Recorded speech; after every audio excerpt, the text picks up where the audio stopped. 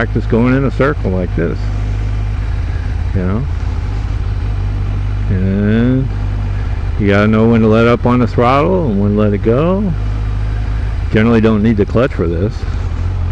Yeah, it's gonna kind of stall out a little bit, and you get used to it.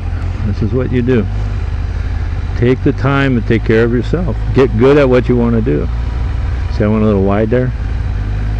See, this is not my good side to turn up, and I'm not leaning off the bike, which I'm very much used to. So anyway, I love these Harley guys out here. Not one of them has waved to me yet. I've been riding around for 10 minutes. Anyway, so it's important to do those things. It's crucial to your success. You know, if you spend a little bit of time on the little things like that, like turning and stopping. What I used to do is I used to line up with these stripes right here, and I'd go, okay, I'm going to go to the 5th stripe. So I'd go this way, I'd pick my feet up, and I would look. See, I'm looking at that building over there. See, I stop, look down, there's the 5th thing. You don't have to be exact. You're not threading any needles here. But that's how you learn. That's how you learn. If you can do that, look with your peripheral vision. Now, if you pick something big, like see that red mark right there? Okay, so I'm going to stop right there on the far side, and I'm going to look this way, and your peripheral vision comes in, and look where you stop. You know, you get used to that after a while. So that's important.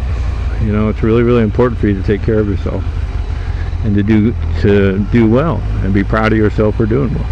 You know. Now on a turn like this, if I hang off the bike, you can see how the bike stands up. It's not leaned over now.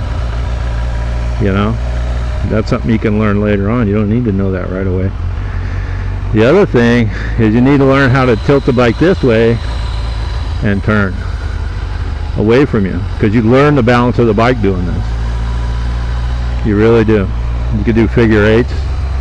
That's the way I learned. Just do figure 8s like this and tilt the bike away from you. And what you do is you learn the center of gravity by doing that with your ass off the seat. The hams on your butt cheeks split the seat edge, and that's the way that works. So if you do that, you can turn tighter and tighter and tighter, and you're coming into the turn, right? And if you can do that, once you get used to the balance of it, it's no longer scary, you know, because when you first start turning, you want to turn the handlebars. That's the first thing you want to do. You want to take the handlebars and you want to turn them this way to turn, and that's not what you want to do. You're counter steering here. You're counter steering. You got to turn. If you turn the bars to that way, bike goes the other way. That's how that works. So I had to put my foot down.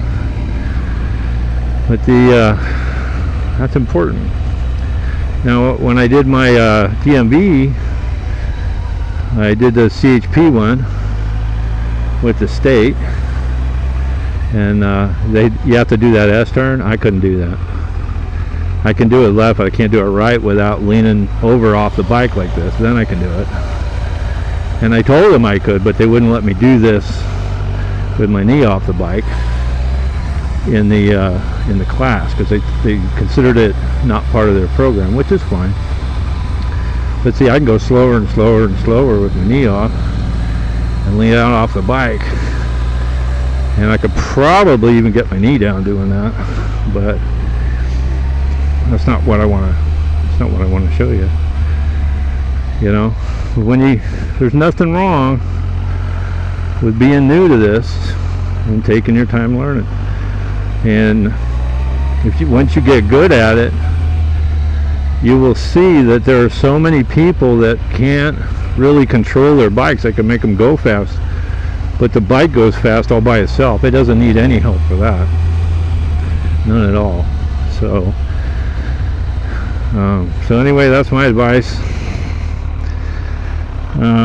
Things you need to be aware of: cars turning left, no matter what direction that you're going in or they're going in, always the left-hand traffic will cross your path.